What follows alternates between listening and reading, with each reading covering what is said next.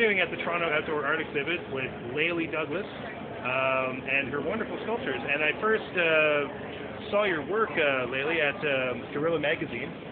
It was a little bit about it. And when I look at your work, I think this is the show that insurance companies don't want you to see with burning houses and furniture. But reassure them it's all a conceptual fire. It's not real fire. We're not covered for conceptual disasters, ma'am. No. No. These are far from any disaster. These are really quaint and poetic, and they really, they're very popular on my blog when I originally posted a picture of your work, and I got a really great response. And they're just so simple, but they just they seem to resonate immediately by looking at them. They're imagery that makes sense. Intuitive level? I try to find things that are like a little bit archetypal and then play with them. Like the little houses look like storybook houses, but nobody actually has a house that looks like that, but you all recognize that that's a house with a little chimney. Yeah. And the same thing with the bed. The bed especially, it's like a French story or something. I was lying in bed one night and there's a thunderstorm in my room, and yes. and then some guys in a canoe went sailing by. Yeah, something. And some things that don't belong.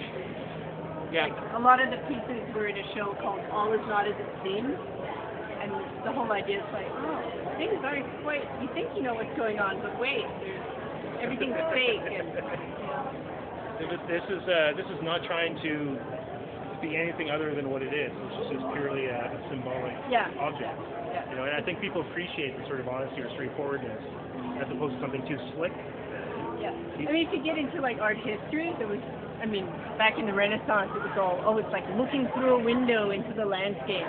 And then you get into like modern art, and it's like, no, it's paint on a canvas. It's an object, it's not a window. And these are a bit in that time. It's like, no, it's fake clouds and fake fire, and playing it up by sort of having scaffolding and things like that to hold up the flame. And sort of an unfinished quality to some of the stuff. It's all held up by little pins. It does very delicate. Like, I want to take care of this. I want to make sure that nothing happens to these delicate, assemblies before me. Sense of ownership, I don't know, but there's. I just feel like there's like Canadiana somehow just pouring out of them.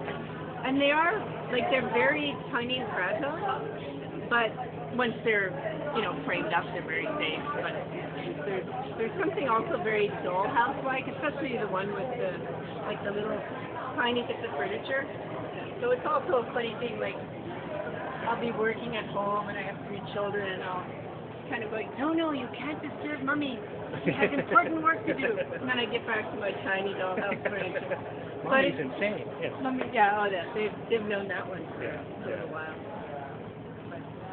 Well, I'm glad. Your children will. Children, thank you for letting your mom make these. Yes. We're all enjoying it very much. Slightly inspiring them, because sort of to me, it's kind of the little house that looks like the little storybook house. Like that's how a house is supposed to look. And then there's the mom, and the mom has to be in the house, and she has to act the way the house. And I'm going, burn it.